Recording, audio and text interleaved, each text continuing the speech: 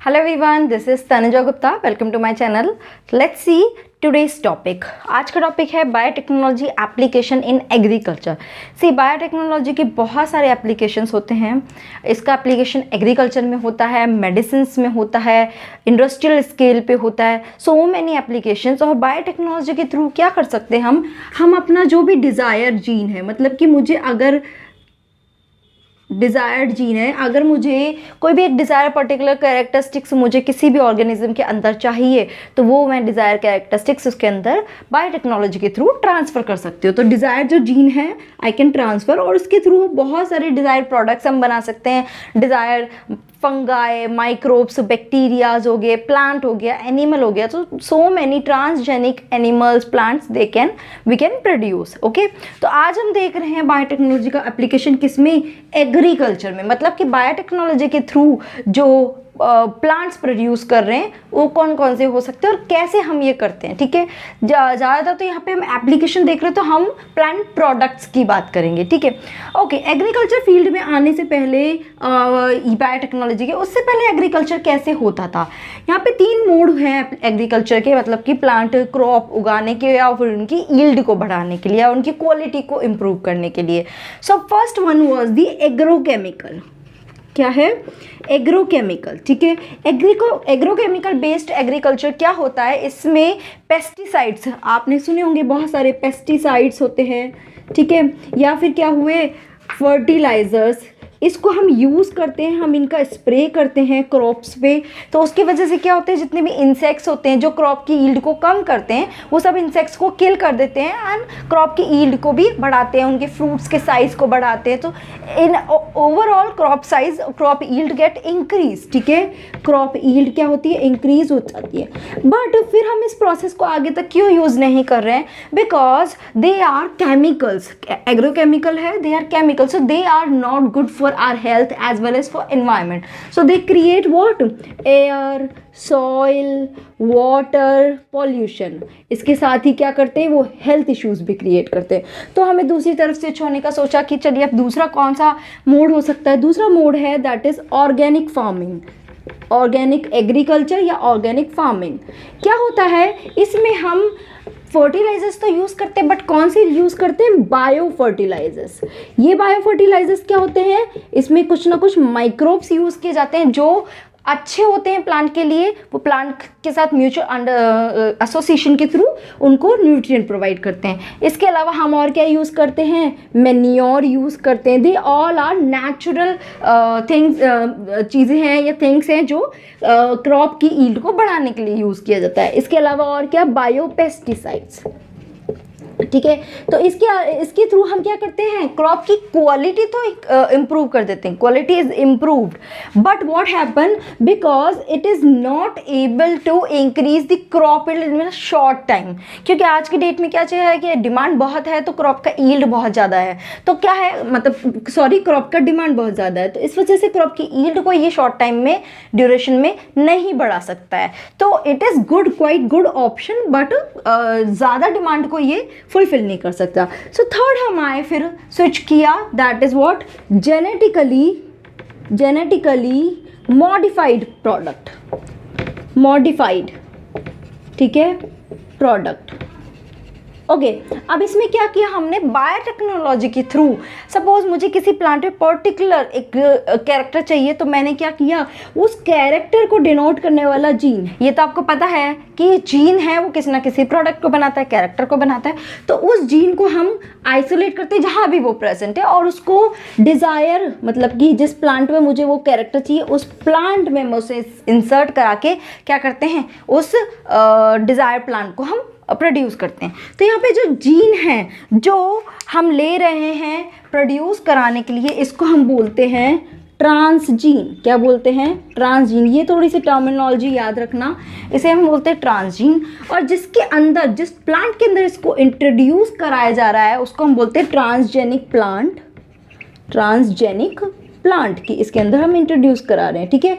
तो प्लांट जिसके अंदर ये ट्रांसजेन इंट्रोड्यूस कराने के बाद now it is expressing that characteristics, वो क्वालिटी दिखा रहा है, तो इसी ऑर्गेनिज्म या इसी प्रोडक्ट को हम बोलते हैं जेनेटिकली मॉडिफाइड ऑर्गेनिज्म, ठीक है, genetically modified organism. So GMO is given to those one, okay, understood. तो यहाँ पे अब हम बात कर रहे हैं, अच्छा अब इसके फ़ायदे क्या क्या है, थोड़ा सा इसका फ़ायदा देख लेते हैं।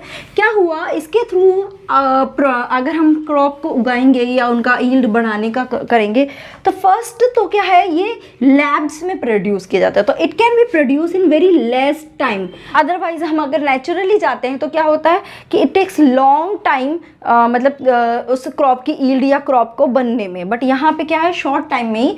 और हम क्या करते हैं, डिज़ायर हमारा जो भी प्रोडक्ट है वो हम इसमें इंट्रोड्यूस करा के उसको प्रोड्यूस कर सकते हैं। बट क्या होता है कि अगर नेचुरली हम लेना चाह रहे हैं तो उसमें क्या होता है, जो अनडिज़ायर्ड प्रोडक्ट है, अनडिज़ायर्ड जीन है, वो भी एक्सप्रेस होते हैं अलॉन्ग विद डिज़ायर वन, तो हमें वो अनडिज़ायर भी एक्सेप्ट करना पड़ता है। So that is the drawback, उस दोनों अपर वन जो हैं उनके वो ड्रॉबैक, फाइन। तो this is the plus point of genetically modified organism या प्रोडक्ट, ओके। चलिए अब देखते हैं कि इस ट्रांसजेनिक प्लांट में कौन कौन सी एग्जाम्पल्स हैं, ओके, और कैसे ये किया जाता है। उसका हम ज़्यादा डिटेल नहीं देखेंगे कि कैसे किया जाता है, शॉर्ट फॉर्म में मैं आपको समझा देती हूँ कि कैसे किया जाता है, okay. So our heading is transgenic plant, okay, fine. तो इसमें हमने क्या किया, जो मुझे डिज़ायर्ड जीन है मैंने वो जीन लिया। अब डिज़ायर को जीन को सपोज मुझे इस प्लांट में वो डिज़ायर्ड जीन चाहिए, तो ऐसा है नहीं कि मैं डायरेक्ट उस जीन को उसके अंदर, इसके लिए भी कुछ सर्टेन प्रोसेस है। तो इस जीन को हम क्या करते हैं, एक वेक्टर लेते हैं, ठीक है। हमें क्या चाहिए, यहाँ पे एक वेक्टर चाहिए। वेक्टर क्या होता है, जो एक चीज़ को एक जगह से दूसरी जगह ले जाने का काम करता है, ठीक है। तो यहाँ पे जनरली वेक्टर कौन सा यूज़ किया जाता है, दैट इज एग्रोबैक्टीरियम ट्यूमिफेसियस, ठीक है। तो ये वाला वेक्टर हम यूज़ करते हैं। इस जीन को इस वेक्टर के अंदर इंट्रोड्यूस कराने के बाद अब क्या करते हैं, ये वेक्टर क्या है यहाँ पे, it is plasmid, okay. So introduce कराने के बाद ये प्लाज्मिड को एक होस्ट के अंदर इंट्रोड्यूस करा जाता है, या फिर ऐसा जो उसको लेकर जाएगा, और अल्टीमेटली ये जो है ये कहाँ इंट्रोड्यूस कराया जा रहा है, इस प्लांट के अंदर इंट्रोड्यूस कराया जा रहा है। तो अब क्या होगा, ये जीन इस वेक्टर के थ्रू इस प्लांट के अंदर पहुंच गया। अब ये भी जैसे ही प्लांट अपने आप को मल्टीप्लाई करेगा, ये जीन भी मल्टीप्लाई होगा और इसका नंबर भी इंक्रीज होगा, और इसी तरह से ये प्लांट क्या बन जाएगा, ट्रांसजेनिक प्लांट बन जाएगा, ठीक है। तो इस ट्रांसजेनिक प्लांट के बनने के बाद इसको लैब में से निकाल कर हम क्या करते हैं, इसको फील्ड में ग्रो करा देते हैं। So this is how a transgenic plant is produced.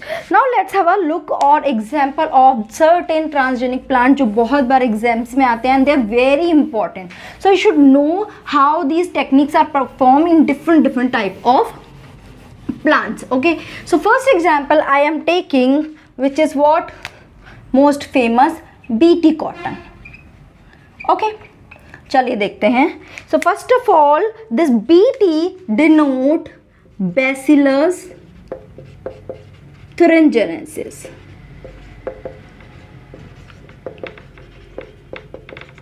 ठीक है। बैसिलस thuringiensis ये क्या है, इस बैक्टीरिया में एक जीन होता है जिसको हम बोलते हैं क्राइजीन, ठीक है। This क्राइजीन is responsible for producing cry crystals, ठीक है। एक तरह से आप ये समझ लो कि ये क्रिस्टल्स क्या होते हैं, ये कुछ टॉक्सिन्स प्रोड्यूस करते हैं, ओके, टॉक्सिन्स प्रोड्यूस करते हैं। और ये टॉक्सिन क्या होता है, ये इंसेक्ट्स के लिए, मतलब कि इंसेक्ट्स को ये क्या करता है, किल करता है, fine.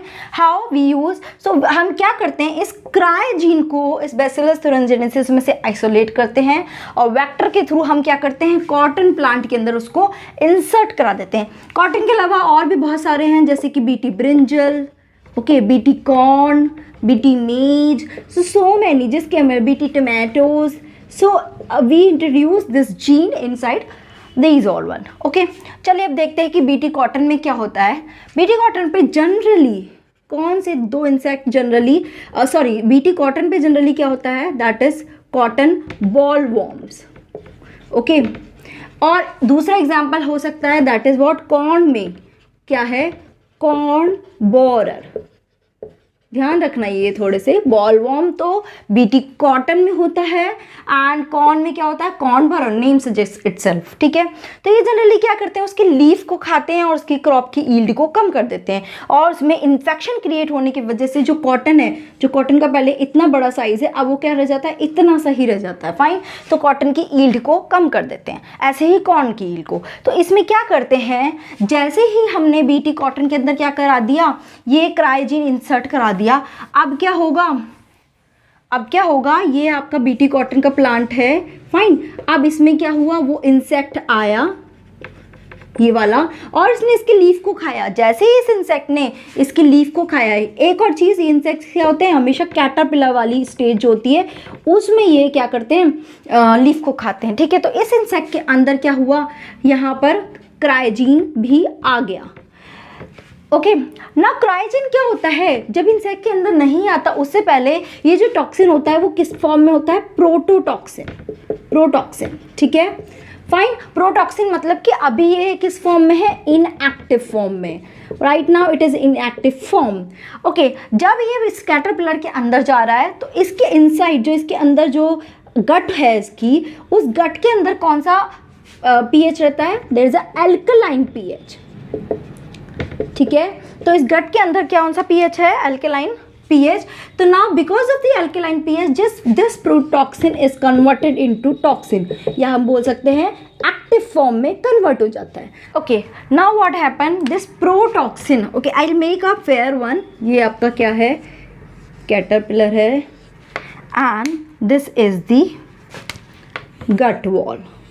So what happened, this protoxin comes inside this gut wall and stick to the epithelial cell of this gut wall. यहाँ पे epithelial cell पे gut wall के epithelial cell पे attach होकर और यहाँ करता है pores create कर देता है, and इसकी gut wall क्या है, पूरी rupture हो जाती है. This is how it causes the lysis of this caterpillar, lysis of this insect, ठीक है.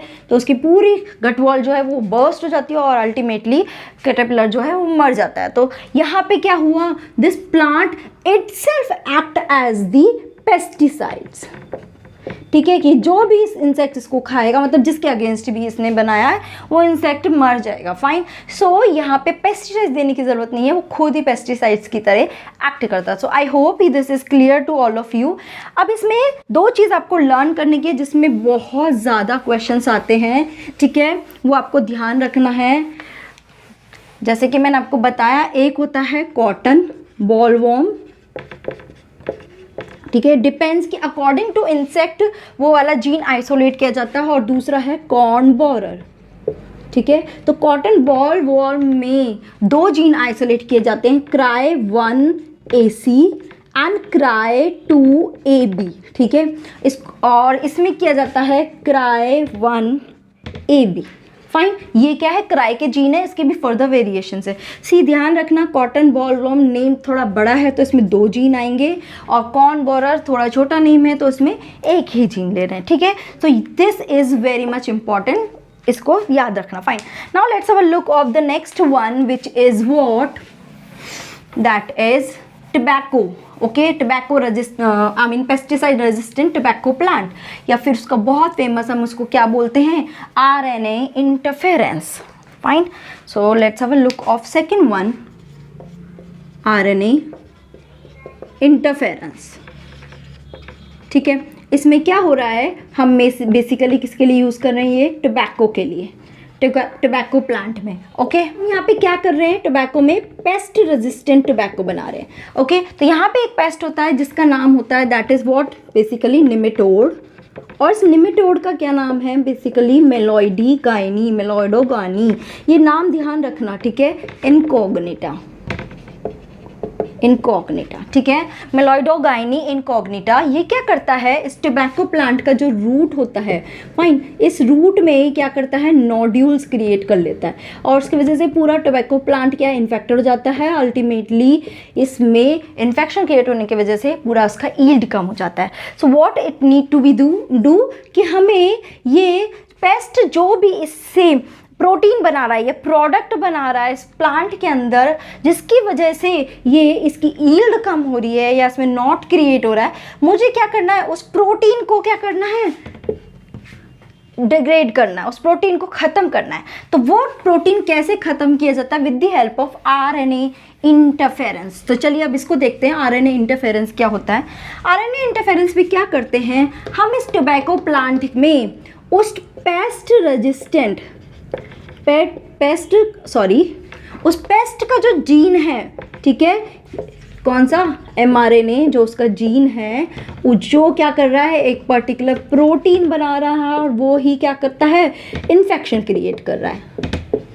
ठीक है, क्लियर। तो अब हम क्या कर रहे हैं, उस जीन का 2 strand, sense as well as anti sense strand, ठीक है, sense and anti sense strand दोनों ही स्ट्रैंड आरएनए स्ट्रैंड, सी ये आरएनए टेक्नोलॉजी है, तो हम आरएनए की बात कर रहे हैं, सेंस एंड एंटी सेंस दोनों आरएनए स्ट्रैंड बनाकर उस टोबैको प्लांट के अंदर इंसर्ट करा देते हैं। ठीक है, तो मैंने इसकी क्या करा दिया, इस डबल स्टैंडर्ड आरएनए को इंसर्ट करा दिया। सेंस एंड एंटी सेंस दोनों को मिला के क्या बोलते हैं, इसको double stranded RNA. Double stranded RNA जैसे ही प्लांट के अंदर आता है, यहाँ पे एक एंजाइम आता है जिसको हम बोलते हैं dicer. Okay, this dicer is very important, ध्यान रखना व्हाट इट डू, ये इस डबल स्टैंडर्ड आरएनए में जगह जगह इसको क्या कर देता है, क्लीव कर देता है और शॉर्ट इसके बहुत सारे फ्रेगमेंट्स बना लेता है। ठीक है, पता है ये फ्रेगमेंट्स को हम क्या बोलते हैं, स्मॉल इंटरफेरेंस आरएनए, कई बार इसको दूसरा नाम भी बोलते हैं माइक्रो आरएनए। ठीक है, तो ये माइक्रो आरएनए बन गया, फाइन। ये माइक्रो आरएनए किसके साथ जुड़ता है, slicer. Okay, there is one more thing, slicer. So this fragment get attached with this slicer और ultimately ये क्या बना रहा है, एक कॉम्प्लेक्स बना रहा है जिसको हम बोलते हैं रिस्क। ठीक है, रिस्क कॉम्प्लेक्स, क्या फुल फॉर्म है इसकी, आरएनए इंड्यूस, ठीक है, RNA induce silencing complex, fine. So ये क्या कर रहा है, कॉम्प्लेक्स बनने के बाद, बिकॉज ये mRNA क्या है, ये जो डबल स्टैंडर्ड आरएनए ये mRNA ही है, वही वाला है, क्योंकि वही जीन का हमने सेंस एंटीसेंस आरएनए बनाया। तो ये क्या करेगा, now this RISC complex get attach with this mRNA and chop it.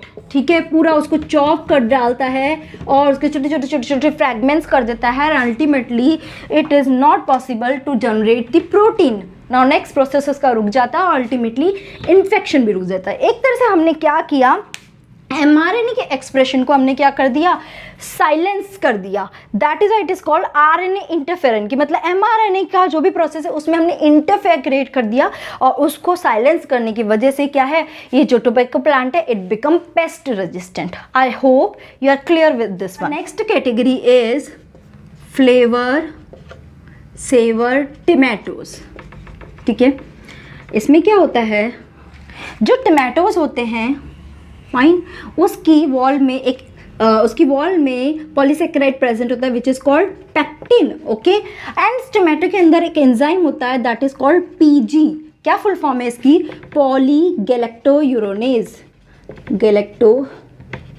यूरोनेस। Okay, ये एंजाइम क्या करता है, it act on it's wall. ठीक है, ये क्या करता है, इस टमाटो की वॉल पे एक्ट करता है और उसको क्या कर देता है, ब्रेक डाउन कर देता है। ओके, क्या कर देता है, ब्रेक डाउन होने की वजह से क्या होता है, ये वॉल जो है ये रप्चर होना शुरू होती है और जैसे ही रप्चर होना शुरू होती है थोड़ा टाइम बाद ही ये टमाटो क्या हो जाता है, इट बिकम राइपन्ड, या फिर क्या हो जाता है, फ्रेश नहीं रहता, it is not fresh any more. ठीक है, तो अब क्या हुआ, ये हमने आरएनए इंटरफेरेंस के थ्रू पॉलीगैलेक्टोयूरोनेज का क्या किया, हमने उसके जीन का डबल स्टैंडर्ड आरएनए बनाया।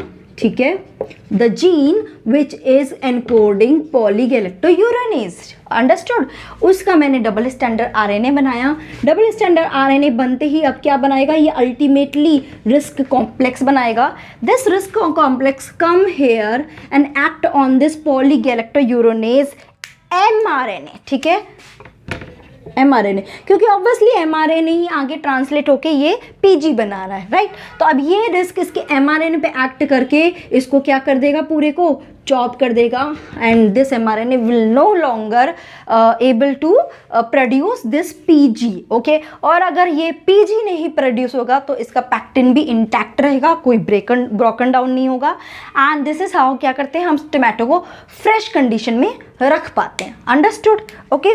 चलिए नेक्स्ट एग्जाम्पल हम देखते हैं, that is what, golden rice, okay. So our next example is golden rice. Okay, आपने राइस का नाम तो सुना है, बट गोल्डन राइस क्या होता है एक्चुअली? तो ये येलो कलर का होता है, बट इसको नाम दिया हुआ है गोल्डन राइस।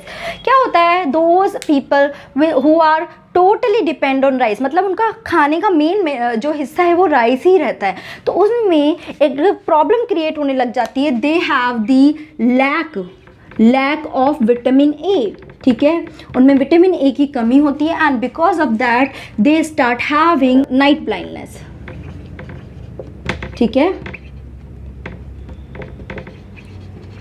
फाइन। उनमें उनकी मतलब नाइट ब्लाइंड, उनकी आंखों की रोशनी कम हो जाती है because of this night blindness. अब क्या हुआ, उनकी आंखों की रोशनी, तो अब इसको क्या करें, क्योंकि वो लोग तो राइस खाएंगे ही। इस राइस के लिए एक जीन है that is called beta carotene gene, beta carotene gene, ठीक है। ये बीटा कैरोटीन क्या है, इस विटामिन ए का क्या है, प्रिकर्सर है। ये क्या है, इसका प्रिकर्सर, मतलब कि अल्टीमेटली तो फिर ये क्या बनेगा, विटामिन ए ही बनाएगा। तो हम क्या करते हैं, इस जीन को इस राइस के अंदर इंट्रोड्यूस करा देते हैं। ये गोल्डन राइस अब जो भी पीपल, जो भी लोग खाएंगे वो क्या करेंगे, they will have this beta carotene gene, जो क्या है, through processing it ultimately make the vitamin A, और उसमें क्या है, ये नाइट ब्लाइंडनेस क्या होगा, नहीं होगा। तो इस तरह से हम उसकी विटामिन ए की जो कमी है उसको फुलफिल करते हैं। Understood, okay. And last fifth example is what, herodin, okay,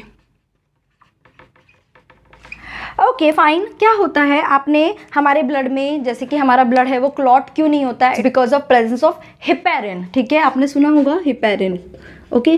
तो क्या है, बट अगर मुझे बाहर भी ब्लड को अनक्लॉट स्टेट में रखना, मतलब उसकी क्लॉटिंग अलाउ नहीं करनी है, तो ये हेपेरिन को आइसोलेट करना और उसे प्रोड्यूस करना is little bit tough as well as expensive, ठीक है। तो क्या हुआ, हमने केमिकली ही इसका ही एक सब्स्टिट्यूट क्रिएट किया, दैट इज व्हाट, हेरोडिन। ये क्या है, केमिकली लैब में सिंथेसाइज किया है, मतलब इट प्रिवेंट ब्लड क्लॉट, ठीक है, फाइन। तो मैंने इस जीन को आइसोलेट किया, जो क्या करेगा, इस हेरोडिन को बनाएगा। इस जीन को आइसोलेट करके इसको एक प्लांट के अंदर इंट्रोड्यूस कराया। इसका क्या नाम है, जिस प्लांट में इसमें इंट्रोड्यूस कराया, that is brassica napus. This is also called as rape seed, okay. तो इसके अंदर इसको इंट्रोड्यूस करा के यहाँ से हमने क्या किया, हेरोडिन को, a large amount of hirudin is produce, और फिर हमने उसको यूज़ किया for preventing the blood clot, okay. Okay, so I hope this agriculture में कौन कौन से एप्लीकेशन है, क्या क्या एग्जाम्पल है, it is very much clear to all of you, specially RNA interference, जो बहुत बच्चों को डाउट होता है। So I hope it is clear to all of you. I will make a separate video on RNA interference also. You can watch that one. If you really like this video, please hit the like button, subscribe, share this channel. Okay, so thank you so much guys for watching this video. Thanks a lot.